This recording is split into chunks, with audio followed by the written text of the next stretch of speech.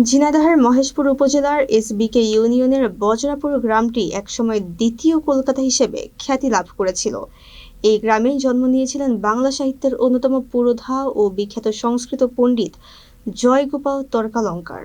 তবে সংরক্ষণের অভাবে এই মনীষীর বসতভিটা ও জমিদার আমলের শেষ স্মৃতিচিহ্নটুকু আজ নিশ্চিহ্ন হতে বসেছে। 1775 সালে জন্মগ্রহণকারী জয়গোপাল তর্কালঙ্কার ছিলেন ঈশ্বরচন্দ্র বিদ্যাসাগর, তারাশঙ্কর ও মদন মোহনের মতো বরেণ্য ব্যক্তিদের শিক্ষক। তিনি কলকাতা সংস্কৃত কলেজে দীর্ঘ 16 বছর অধ্যাপনা করেন এবং তৎকালীন সুপ্রিম কোর্টের জজ পণ্ডিত হিসেবেও দায়িত্ব পালন করেন। বর্তমানে বাংলা ভাষায় প্রচলিত রামায়ণ ও মহাভারতের পরিমার্জিত সংস্করণ তারই অসামান্য অবদান। তৎকালীন সময়ে বজরাপুর গ্রামের অধিকাংশ মানুষ শিক্ষিত হওয়ায় এবং কলকাতায় বসবাস করে গ্রামটি দ্বিতীয় কলকাতা নামে পরিচিতি পায়। এমনকি ঈশ্বরচন্দ্র বিদ্যাসাগরও একসময় তার গুরুর এই ভিটা পরিদর্শনে এসেছিলেন। ইতিহাসের সাক্ষী এসব প্রত্নতাত্ত্বিক নিদর্শন রক্ষায় সংশ্লিষ্টদের দ্রুত দৃষ্টি আকর্ষণ করেছেন এলাকাবাসী।